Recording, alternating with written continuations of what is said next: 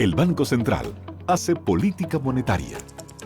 Para ello, utiliza la tasa de política monetaria, buscando incidir en las tasas de interés a que los bancos captan ahorros y prestan para el consumo de los hogares y la inversión de las empresas.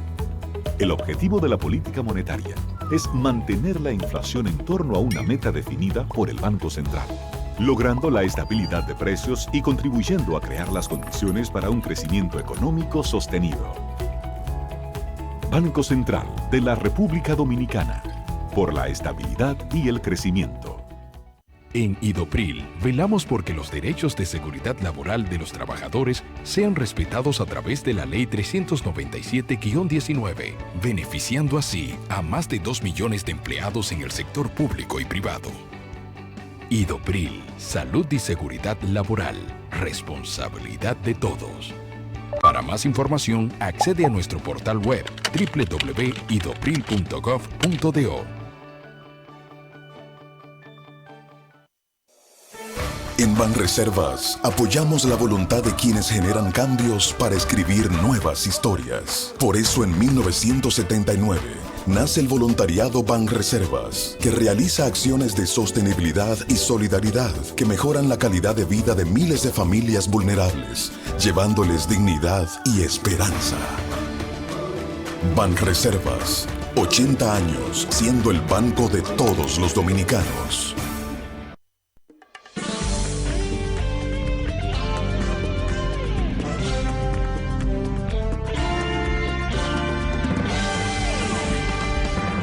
Buenas tardes, amables televidentes. Bienvenidos a su cita diaria, crepuscular y nocturna en Teleimpacto, que es al final de la tarde, despidiendo el sol y comenzando la noche. Ponga su caridad en buenas manos. Apoye el Patronato de Lucha contra el Cáncer de Villa González, incorporado. 809-443-8010. También el Hogar Escuela Santo Domingo Sabio necesita de su apoyo. Avenida Independencia, casi esquina Avenida General Gregorio Luperón, aquí en Santo Domingo. Apóyelo porque ahí, señores, se forman jóvenes que están en alto riesgo en la sociedad. No riesgo de morir, sino riesgo de terminar como delincuentes y entonces que lo conduzca a la muerte o a la cárcel. Y eso es lo que se evita cuando hay instituciones como estas. Apóyela. Bien, señores, parece que la corrupción en este país, primero es un término que será difícil de erradicar porque todas las sociedades humanas, prácticamente no hay una que no esté corrompida, eclesiásticas, empresariales, comerciales, políticas, culturales, todas las actividades humanas, deportivas, etcétera, etcétera, etcétera. Y los etcétera son inconmensurables.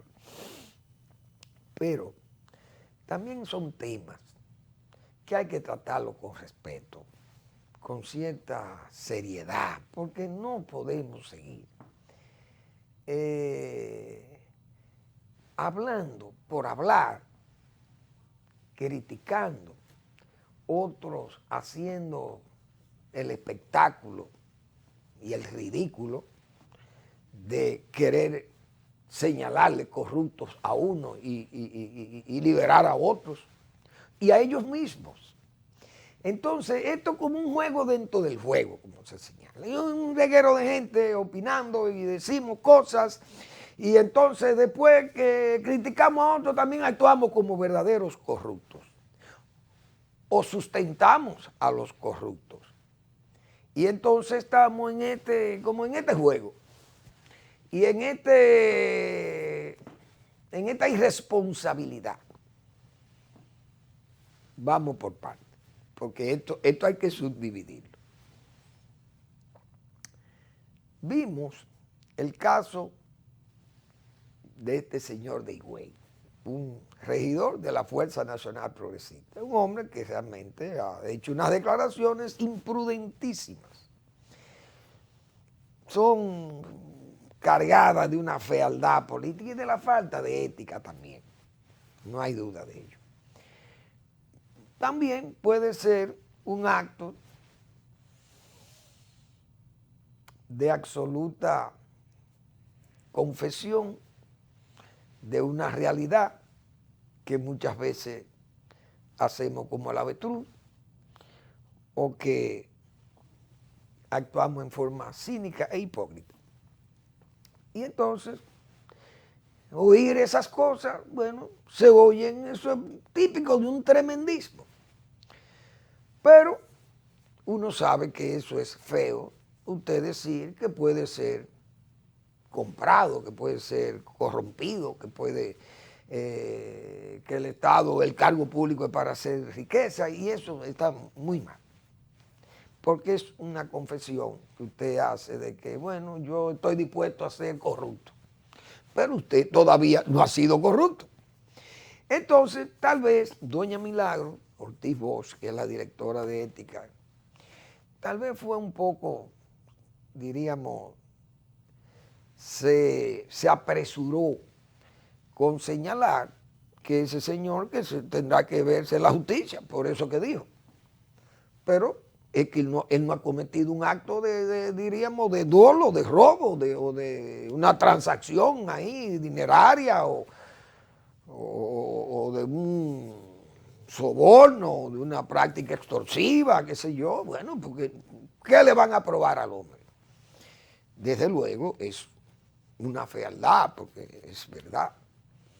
Doña Milagro, que por cierto la han operado, está operada, y quisiéramos que se recuperara a la mayor brevedad. Vi una nota, un tweet o un WhatsApp de Juan, su hijo, Juan Basanta, y Juan señala que ella fue operada de tiroides y que está muy bien, va muy bien para mejorar su calidad del habla, porque tenía problemas, parece, con las cuerdas vocales, le estaba afectando. Y queremos que doña Milagro se recupere a la mayor brevedad de eso. Excelente. Pero ese caso, yo creo que fueron apresuradas sus declaraciones, porque hay otros casos. Por ejemplo, el caso de los 100 millones a los artistas. Es un caso muy feo. Falta de ética. Y entonces eso se quedó así. Igualmente yo he pedido los permisos de agricultura, los permisos de importación de productos agropecuarios sensibles, que esa lista se publique o que ética la reclame, una lista de los beneficiarios de los permisos de importación. ¿Por qué? Porque esas son cosas que se prestan a interpretaciones, y no solamente a interpretaciones, a comentarios verdaderos o falsos muchas veces, pero también verdaderos, de que se hacen transacciones con los permisos y concesiones por amiguismo, por partidismo y por lucro. Entonces, hay tantas cosas que le han pasado por el frente a la dirección de ética y no ha hecho caso, que en este caso llamó la atención su apresuramiento. Pero yo creo que eso es un caso menor, vamos a llamarle así, porque eso ni siquiera ha ocurrido, el acto de dolo para el caso de este señor de Higüey.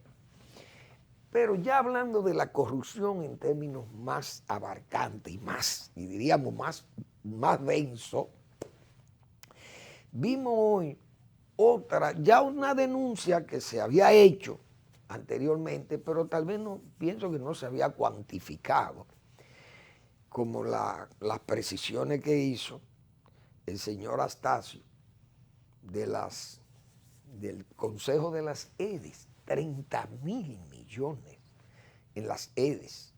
Es decir, todavía eso está ahí, como se dice, con un manto. No voy a decir que es un manto de protección, sino para no airear todavía todas estas cosas, a menos que ya estén todas documentadas y entonces que se puedan presentar ante la Procuraduría General de la República, como han señalado los propios directivos de las EDE o del señor Astacio y el ministro de Minas y de Energía. Es decir, estamos hablando de 30.000 millones de pesos que fueron dispersados allí y haciendo contratos y malabares, pero ahí está la familia del presidente Danilo Medina también, sus cuñados. Es decir, todo ese lodo cloacal que anda disperso en todo ese partido laboral danilista y sus seguidores y la familia del propio presidente de la República, el expresidente de la República, que lleva todavía a pensar más que el gobierno y las autoridades judiciales han sido benignas con los casos de corrupción que hay, con los escándalos que hay, no aireados, porque nosotros nos hemos cansado de decir aquí, señores, es que no sabemos la herencia, qué pasó, el gobierno no ha dicho qué pasó en el gobierno de Danilo Medina, lo poco que sabemos son estos casos de los pulpos y el coral, más la denuncia que se hicieron de la Cámara de Cuentas, que eso también queda como eso están como en el aire, y las EDE que quedaron también y están todavía en el aire, porque no se ha llevado la documentación. Entonces, todo ese mar de corrupción que hubo en solo 8 años del gobierno de Danilo Medina, eso está en un estado, diríamos, un estado de casi de ocultamiento, porque no sabemos más nada. Y fíjense que de Apordón, eso se quedó ahí también. ¿Por qué? Porque no sabemos todavía qué es lo que dice la auditoría.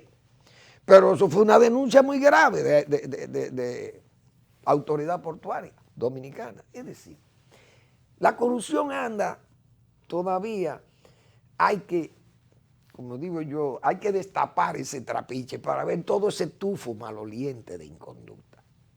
Ahora, la corrupción aquí comenzó con Odebrecht o comenzó con Danilo Medina. No, uno sabe que hay corrupción del gobierno de Leonel Fernández, pero ¿qué pasa? ¿Por qué traigo más el tema ahora? Porque cuando uno ve esto, Hipólito Mejía pide juzgar a exfuncionario de Leonel Fernández por corrupción, bien. Porque no debe ser el caso de Danilo Medina. Pero ¿y tu gobierno, Hipólito Mejía? Su propio gobierno.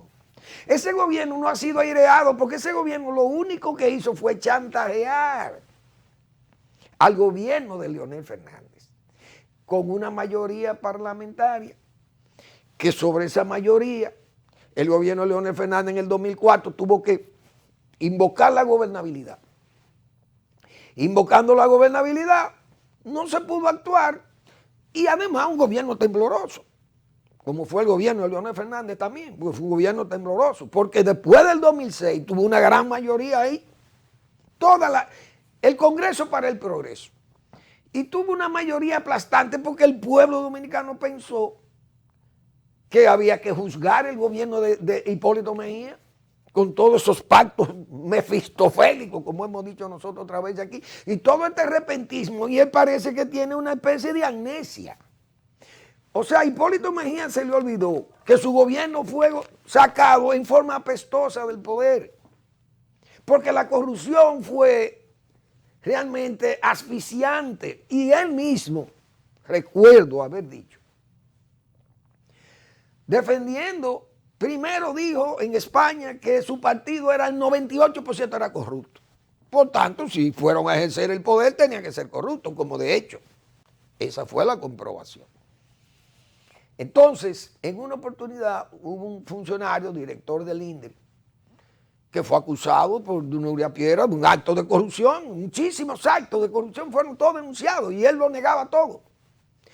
E incluso no solamente lo negaba, lo aceptaba y se imponía sobre la base de que él era el salvador del país, que él era el cerebral, el autoritario presidente de la República y que no era intocable. Ese es corrupto, pero es mi amigo y nadie lo quita de él. Bueno, es verdad que nadie lo podía quitar porque solamente lo quitaba él con un decreto. Pero esa fue la conducta del hombre que está pidiendo hoy. Hipólito pide juzgar a exfuncionario Leonel Fernández. Oigan cómo es que está el relajo que hay en este país con los corruptos, diciéndole corrupto a otros. El expresidente consideró que la acción de la justicia no solo debe ir contra los exfuncionarios del gobierno de Danilo Medina, claro que no, pero debe ir contra los suyos y hasta usted mismo. Porque el propio presidente Mejía, cuando salió del poder, dijo que él tenía $3 millones y entró con 18 millones de pesos. Y entonces, declaró 46, creo que cuando salió, y propiedades, y una vivienda que vale como 160 millones de pesos. Pero eso se lo regalaron. Es decir, son cosas que aquí se habla de la corrupción, pero ¿quiénes hablan de la corrupción? Los que hablan de la corrupción son corruptos también. Entonces, este país tiene, señores, largos años luchando contra ese mal que se llama la corrupción, pero es porque sus líderes políticos y los que lo han dirigido el país han actuado en forma irresponsable con la corrupción. Vamos a estar claros. Igual Balaguer también. En los 12 años Joaquín Balaguer y en los 10 hubo corruptos tolerados por los propios presidentes, porque ellos son los que toleran o los que tienen el derecho de nombrar este presidente. Abinader dio una prueba de nombrar un encargado de la Procuraduría que no tiene que ver con partido político, que es el caso de Miriam Germán. Por eso tal vez se está avanzando ahora.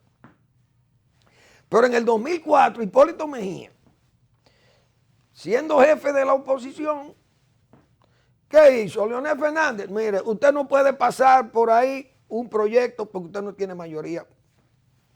Una mayoría que fue alcanzada en el 2002. El PLD tenía un solo senador. Y el PRD tenía 30 senadores o 31, no recuerdo, 30 senadores. Eran 31 provincias para la época, creo. Apenas un senador tenía Leonel Fernández 2004-2006. Entonces, bajo esa extorsión y ese chantaje, bueno, usted no puede gobernar, pero no era solamente que no podía gobernar, es que había que renegociar dos acuerdos caídos por irresponsabilidad de su propio gobierno con el Fondo Monetario Internacional. El Fondo Monetario y el Acuerdo de París y el Club de París obligaron a la República Dominicana a tener que negociar con ese chantaje para poder firmar esos acuerdos con el Fondo Monetario Internacional. ¿O es que no nos vamos a acordar de eso? Entonces, todas aquellas alianzas, diríamos, alianza entre narcotráfico, narcotraficantes, helicópteros, droga por aquí, droga por allí, fulanito con papá. Pero es que no nos vamos a acordar de todas esas cosas. Es decir, hablar de corrupción, pero para confirmar el acerto, lo que yo estoy diciendo. Señores, hoy, que todavía aquí no han salido los casos de corrupción de ese periodo 2000-2004 con esos préstamos de España, que nosotros denunciamos aquí en estos 11 años que yo debo tener aquí en este programa. Siempre pusimos en primer tema aquí de la corrupción el caso Gürtel en España. Más de 27 millones de dólares, una planta de tratamiento traída en el periódico El País, que lo he mostrado aquí y tengo las pruebas en mi casa. De una planta de tratamiento de aguas negras que se trató en el gobierno de Hipólito Mejía. Pero hay que ver lo que dice ahí, quiénes son los que están involucrados. Hasta la presidencia de la República la incluyeron en ese artículo del periódico El País, del caso Gürtel. Pero miren lo que trae hoy. Repito, como para confirmar el acerto. Se investiga en España el cobro de comisiones para construir el Merca Santo Domingo. Eso lo trae Diario Libre hoy, como para confirmar eso. Pariente de una política española habría actuado como el intermediario del comisionista. Es decir, señores, eso es. El consorcio Mercasa, Incatema Consulting, también tuvo a su cargo la construcción del mercado central de mayoristas, Merca Santo Domingo. Fue en diciembre del año 2000, durante la presidencia de Hipólito Mejía, cuando Mercasa presentó al gobierno dominicano el proyecto acabado para levantar la obra. Formalmente se inició la construcción el 20 de marzo del 2003. El convenio para la ejecución del proyecto fue firmado por los entonces director general de Mercasa, Miguel Ramírez, y el secretario de Agricultura, Eligio Jaque, que hoy está de cónsul en Nueva York, de República Dominicana. Señores, usted sabe lo que son 140 millones de dólares. Ese caso tuvo aquí, en justicia. Lo que pasa es que cuando fueron a la justicia, señores, Hubo jueces cenando en la casa de imputados. Los jueces que conocieron el caso. De los famosos invernaderos, porque ahí se sumó a ese préstamo de 65 millones de dólares. Se sumó el de los invernaderos, que fueron más de 60 millones de dólares también, y el de los frigoríficos, que fueron 36, que pensamos que eran 36 millones, que eran 6 y eran 8. Los invernaderos, los frigoríficos. Es decir, estamos hablando de casi 150 millones de dólares. Ese préstamo que hoy está cuestionado en España y que ojalá mañana no tenga muchos dominicanos que participaron en esas transacciones que ser citado a las audiencias españolas. Dios quiera, como se dice, que no le salgan esos fantasmas que hoy andan, se le conviertan en verdaderos acusadores o verdaderos fiscales a quienes hacen estos alardes y estas galas de limpieza administrativa. Vamos a la pausa. El Banco Central hace política monetaria. Para ello, utiliza la tasa de política monetaria, buscando incidir en las tasas de interés a que los bancos captan ahorros y prestan para el consumo de los hogares y la inversión de las empresas. El objetivo de la política monetaria es mantener la inflación en torno a una meta definida por el Banco Central, logrando la estabilidad de precios y contribuyendo a crear las condiciones para un crecimiento económico sostenido. Banco Central de la República Dominicana, por la estabilidad y el crecimiento. Hola, soy el ingeniero Torres y te voy a decir por qué no debes volar chichigua cerca de líneas eléctricas de alta tensión. Cuando la cola de la chichigua se enreda en el tendido eléctrico, provoca fallas que cortan el servicio de electricidad de tu casa y en el peor de los casos, recibes una descarga eléctrica directamente en tus manos. Para que volar chichigua siga siendo divertido, hazlo lejos de cualquier obstáculo que te la pueda encampanar, especialmente de las líneas eléctricas de alta tensión. Empresa de Transmisión Eléctrica Dominicana, ETED. En Idopril, velamos porque los derechos de seguridad laboral de los trabajadores sean respetados a través de la Ley 397-19, beneficiando así a más de 2 millones de empleados en el sector público y privado. Idopril, salud y seguridad laboral, responsabilidad de todos. Para más información, accede a nuestro portal web www.idopril.gov.do. En Banreservas apoyamos la voluntad de quienes generan cambios para escribir nuevas historias. Por eso en 1979 nace el voluntariado Banreservas, que realiza acciones de sostenibilidad y solidaridad que mejoran la calidad de vida de miles de familias vulnerables, llevándoles dignidad y esperanza. Banreservas, 80 años siendo el banco de todos los dominicanos.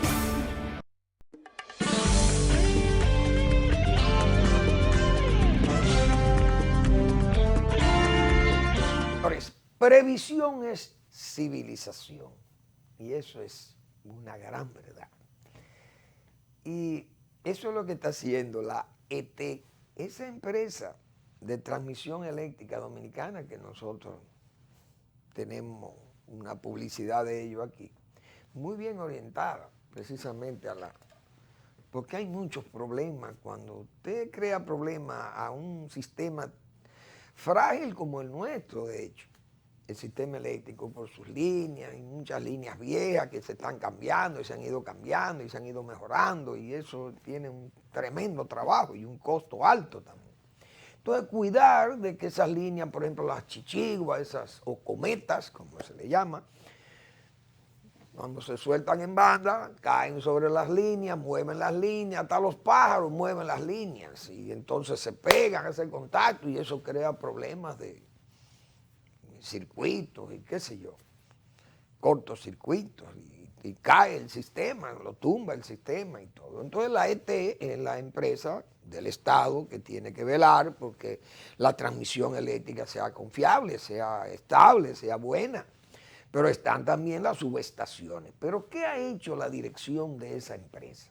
Yo tengo que saludar, felicitar a Martín Robles, que es el administrador de esa institución.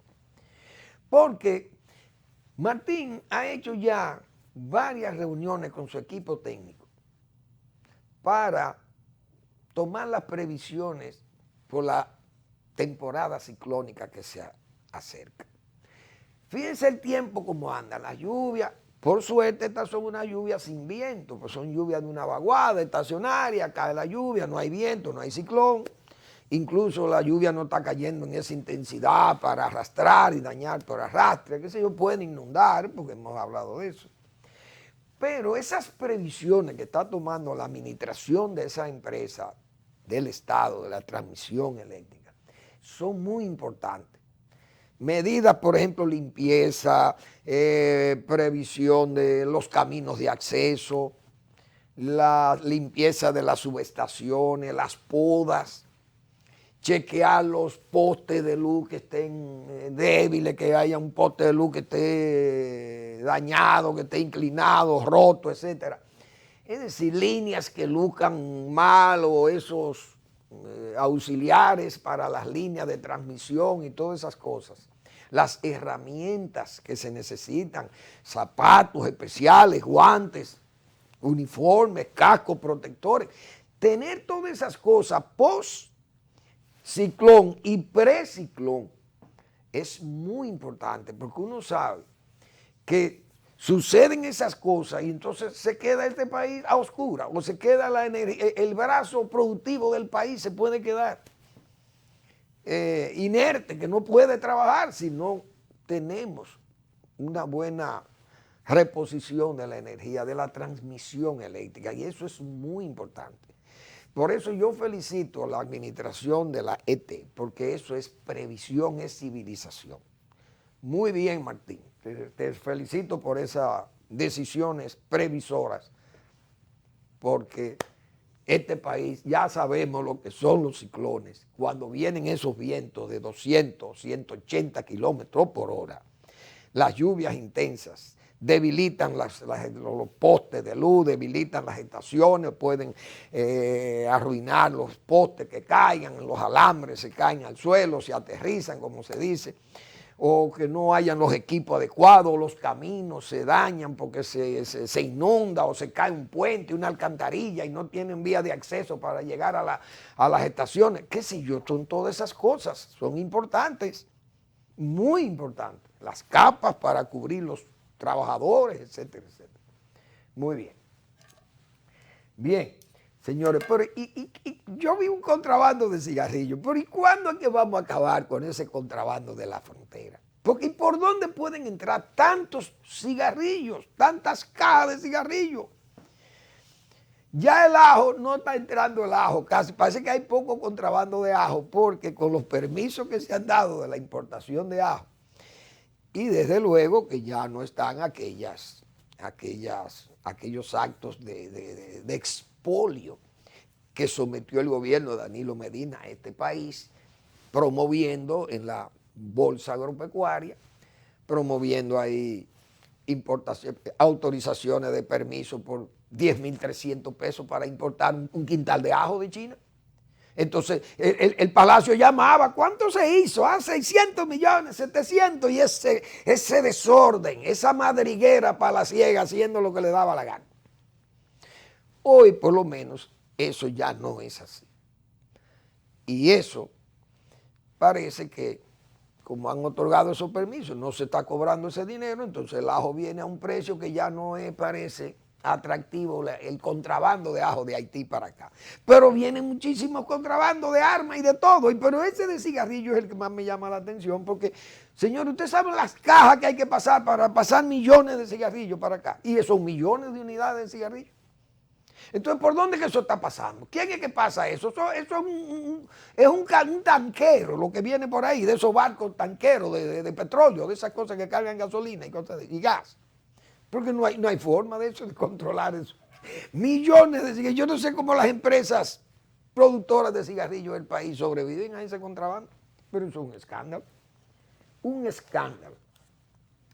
Bien, señores, la política sanitaria, el virus. Decíamos ayer, bueno, el gobierno saludamos que extendiera el periodo del toque de queda. Las medidas han sido saludadas por la gran mayoría de la gente. El proceso de vacunación avanza y en eso hemos dicho que el gobierno tiene notas sobresalientes, el proceso de vacunación.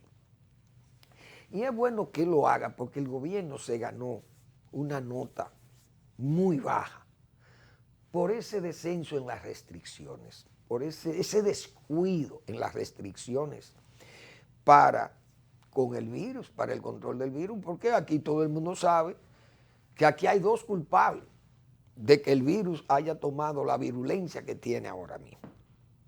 Una, la debilidad de la autoridad.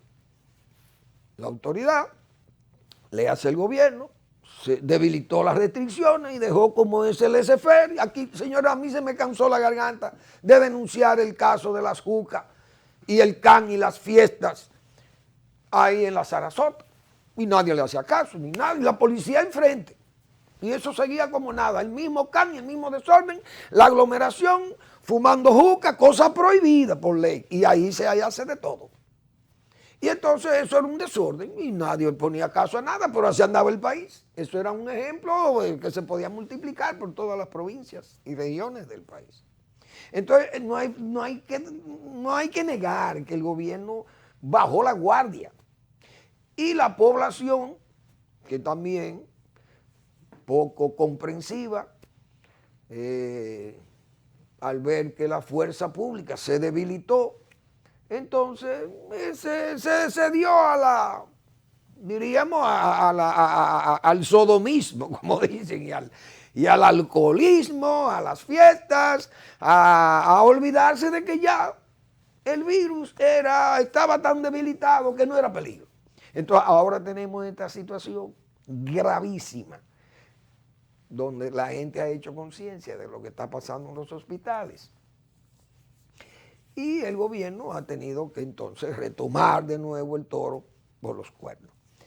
Y las medidas se han saludado porque han sido, hasta ahora, tiene la población recogida, las áreas de esparcimiento y de recreo y de ocio están restringidas también, y el proceso de vacunación avanza a buen ritmo y hay vacunas. Y hay una buena campaña de orientación del gobierno y esas cosas, ojalá podamos seguir así y que la autoridad siga siendo respetada. Pero al mismo tiempo que respetada, aplicada también, porque eso es así.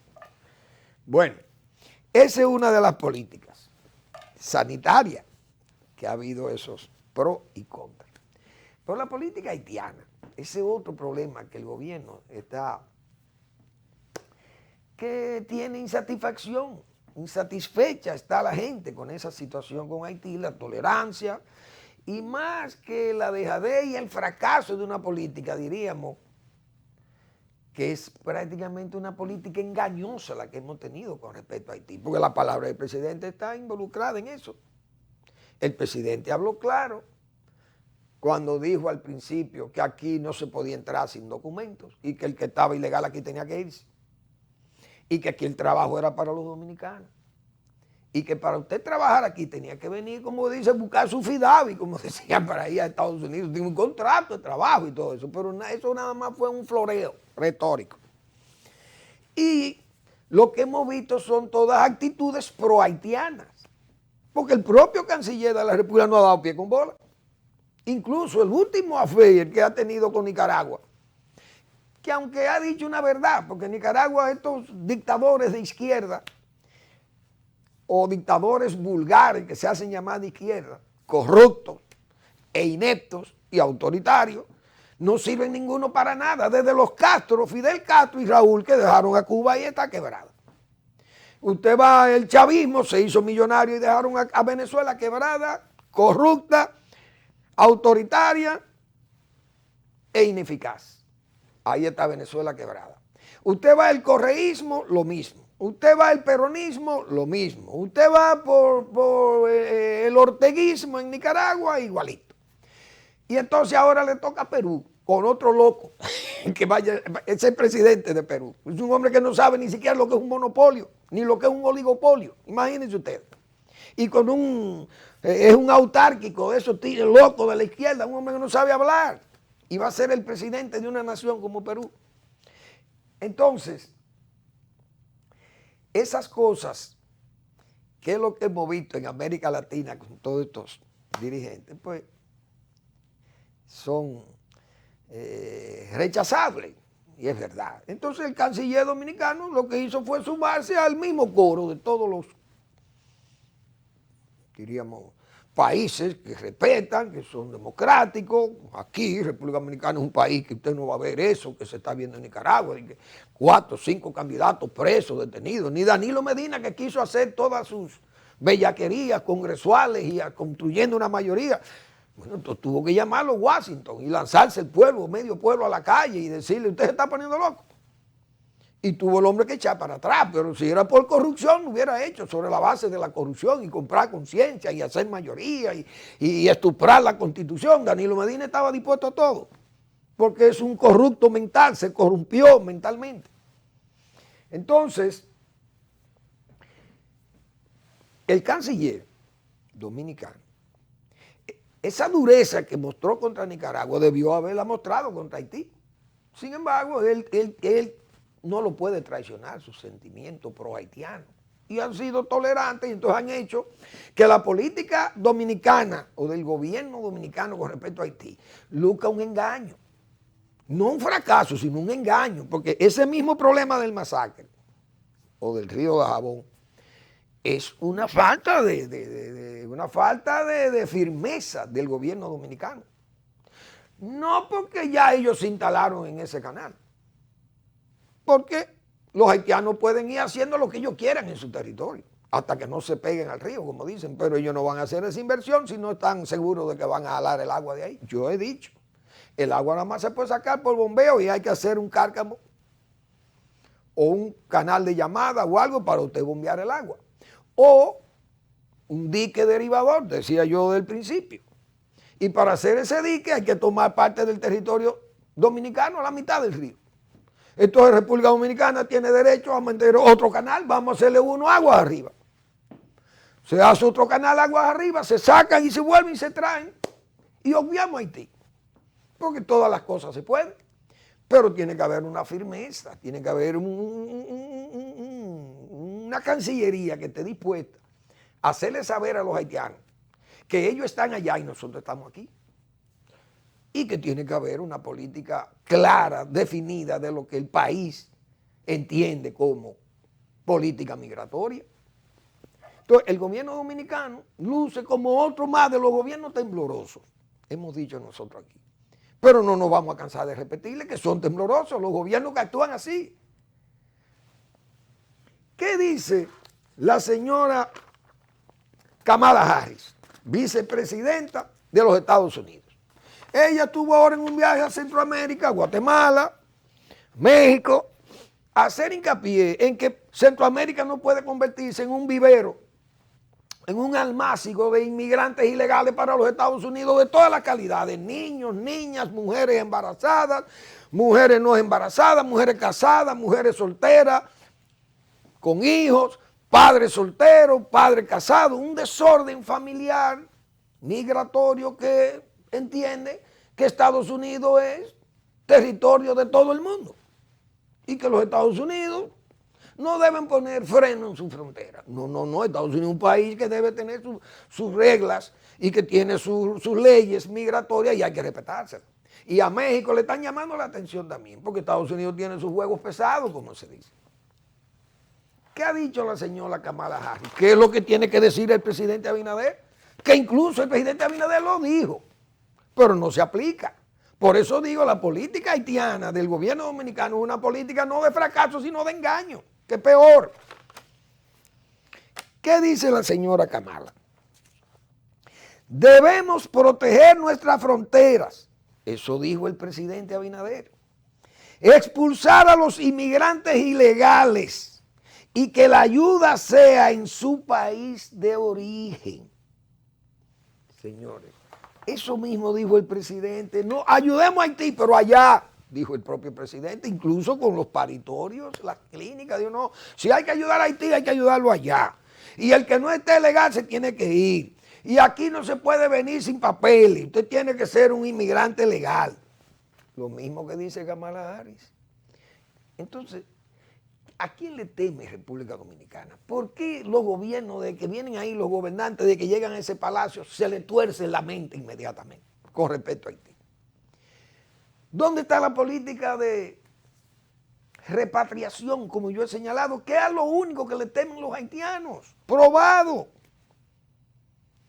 Pero no queremos actuar. Entonces, aquí el único que actuó fue Balaguer, y hay que decirlo responsablemente, y perdió 2 años por actuar así. Pero el pueblo dominicano tuvo que reconocerle eso a Joaquín Balaguer.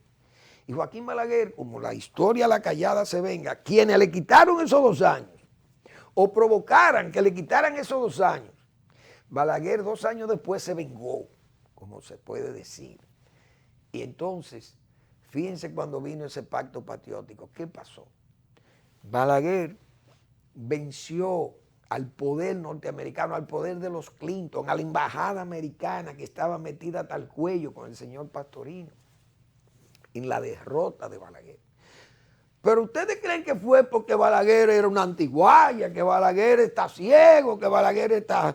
No, si Balaguer le hubiera aceptado los campamentos que quería el señor Bill Clinton, que Balaguer le aceptara allá en la frontera, y que el ejército de los Estados Unidos o de la ONU, pero leas Estados Unidos, porque todo eso era un eufemismo, cuidara de una frontera que era nuestro, y Balaguer dijo, no, esa frontera la cuida mi ejército.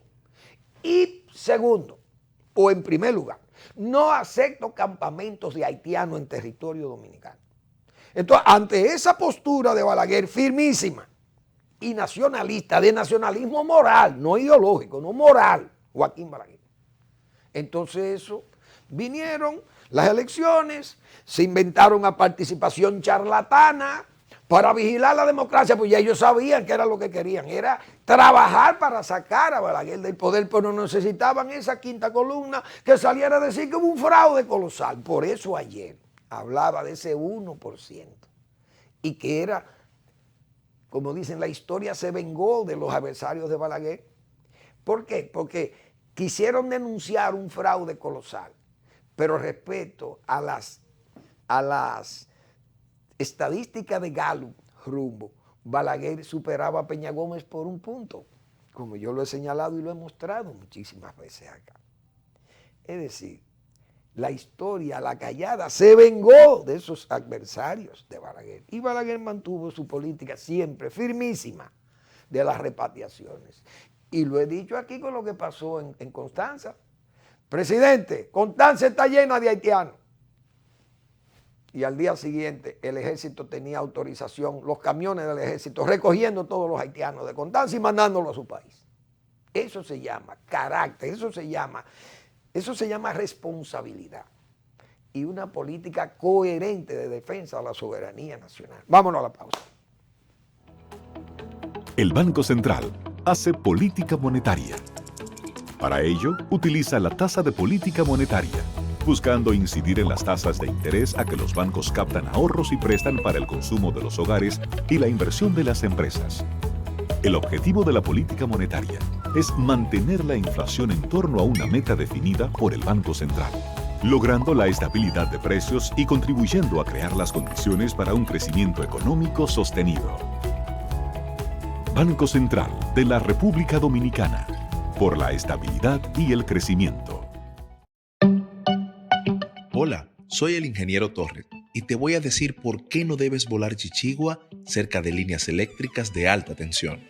Cuando la cola de la chichigua se enreda en el tendido eléctrico, provoca fallas que cortan el servicio de electricidad de tu casa y en el peor de los casos, recibes una descarga eléctrica directamente en tus manos. Para que volar chichigua siga siendo divertido, hazlo lejos de cualquier obstáculo que te la pueda encampanar, especialmente de las líneas eléctricas de alta tensión.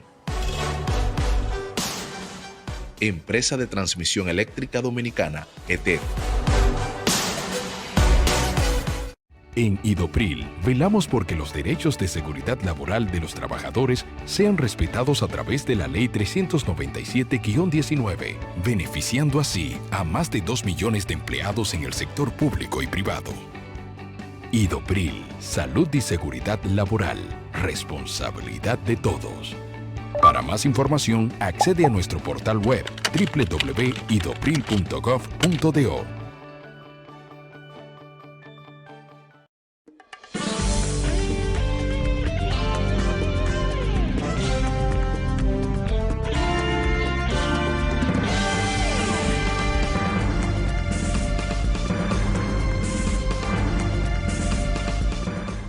Bien, esa es una joya viva de la naturaleza.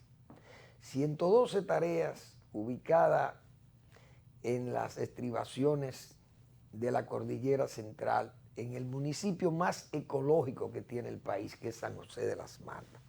Eso es lo que se llama un espacio para la reflexión, para el pensamiento, el buen pensamiento, hasta para la poesía. Es bonito ese espacio. Pero ahí hay 40 tareas sembradas de café de altura, café de aroma, un café que hoy ya vale $161 el quintal de un café. Del café normal, imagínense los cafés especiales, café de aroma como esto, con ese fascinante encanto de su aroma que tiene el café dominicano de calidad. Entonces ahí hay un riachuelo, buenas vías de acceso, una vivienda, todo eso está a la venta. 809-350-6355 es el teléfono de doña Magalis Bello en Santiago. Bien, señores, tengo que recomendarle la pregunta con el doctor Marino Vinicio Castillo, que hoy, como todos los miércoles, publica. No descarto nada. Ese es el tema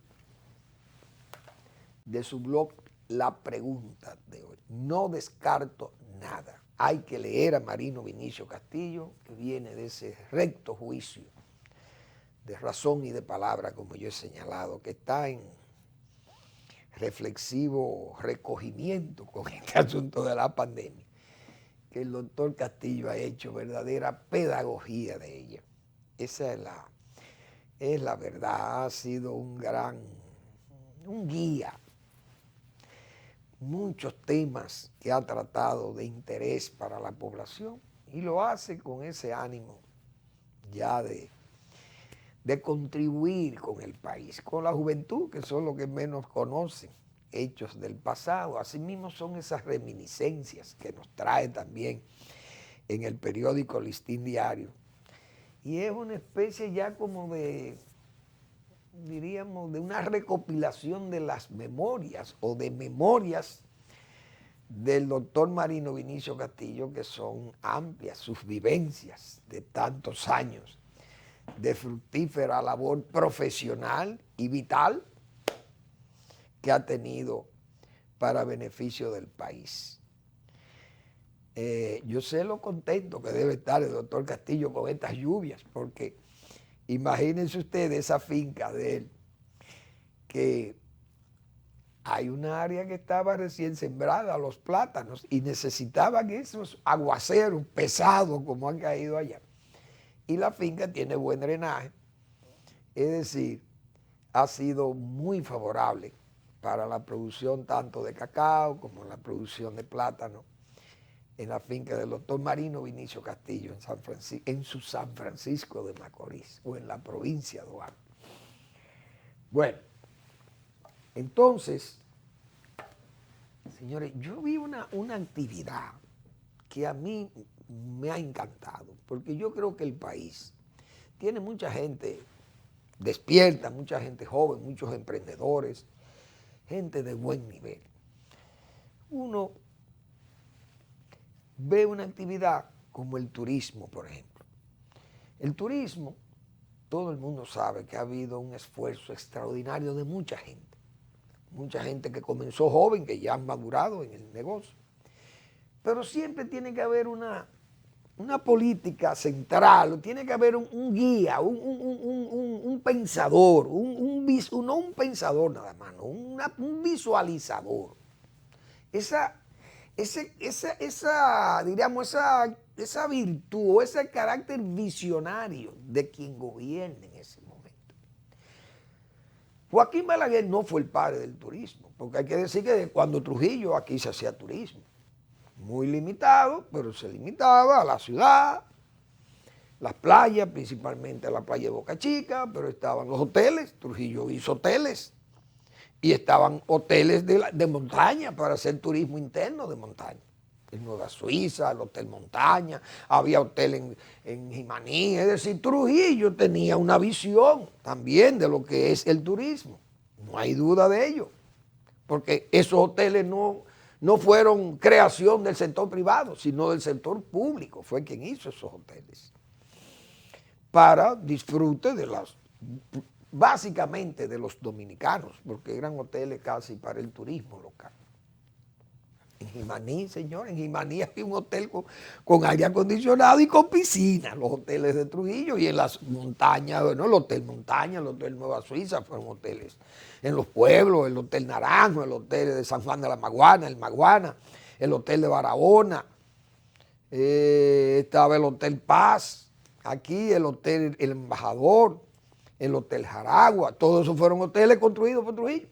Es decir, había una cultura de turismo, pero un turismo más limitado.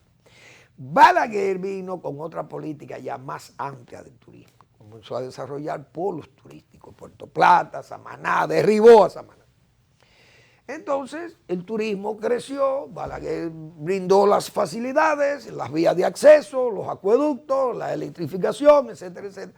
Y esos emprendedores, los Rainieri y toda esa gente que se fueron allá, los de Puerto Plata y bueno, el Club Med, los franceses, que fueron los primeros, los del Club Med. Entonces, luego se desarrolló Capcana, excelente proyecto con los Azuri, que son los que están al frente de esa área, y así han seguido por allá, por Ubero Alto, y el Cortecito, y está Cabeza de Toro, y está Romana con su minita y su aeropuerto. Bueno, es decir, ha habido un esfuerzo extraordinario. Pero fíjense, se ha desarrollado una actividad turística en el país, que es el turismo de salud. Y eso es lo que quiero saludar. Hay una asociación dominicana de turismo de salud. Pero tuvo que haber una mano, tuvo que haber también una mano visionaria. Y ahí sale Balaguer de nuevo. Tal vez mi balaguerismo me lleva a hacerle estos reconocimientos a Balaguer. Pero aquí todo el mundo sabe que la medicina comenzó a tomar forma de medicina integrada en grandes, diríamos, para grandes volúmenes de gente, de mucha gente y muchos servicios concentrados en las plazas, la Plaza de la Salud. Balaguer le dio inicio a la Plaza de la Salud, una verdadera ciudad sanitaria ahí. Y ahí hay centros, ya como la misma plaza y el CEDIMAT, y todo aquella telemedicina y aquellos acuerdos con la Universidad de Harvard y el doctor Taveras Rodríguez, bueno, y se creó un ambiente, señores, de polo de desarrollo del turismo de salud. Ahí venía, ya comenzó a venir gente de las Antillas, de Sevilla, lo que hacía Cuba, el régimen cubano, que lo hacía para beneficio del Estado. Y quiso explotar aquello, ya la gente no coge para Cuba, ni van a Cuba, ¿qué? Si tenemos República Dominicana. Entonces, ahora se han integrado una serie de centros médicos y todas estas ciudades sanitarias que inició también, la inició Balaguer, pero la siguió el PLD, Leonel Fernández y Danilo Medina.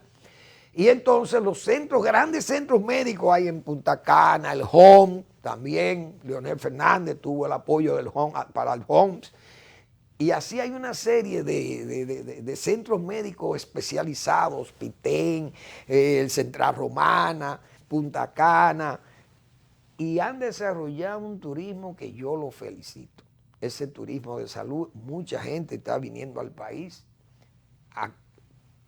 El centro Espaillá Cabral, excelente también de la vista. Yo creo que ese esfuerzo hay que saludarlo. Y hay esos pioneros y todos esos visionarios políticos y profesionales de la medicina que han integrado una cantidad enorme de centros médicos especializados para brindar ese servicio de turismo de salud. Y el país tiene un gran futuro ahí, porque estamos cercanos y ahora con el teletrabajo, vienen los retirados de Estados Unidos, de Canadá, esa gente pueden trabajar desde las playas de aquí, pueden trabajar, hay teletrabajo y descansan. Es decir, es una actividad que me luce atractiva y que va a poner al país en un plano más importante diríamos, en su calidad profesional médica. Éxito. Señores, gracias por su atención. Nos vemos mañana en otra entrega de Al Final de la Tarde, despidiendo el sol y comenzando la noche.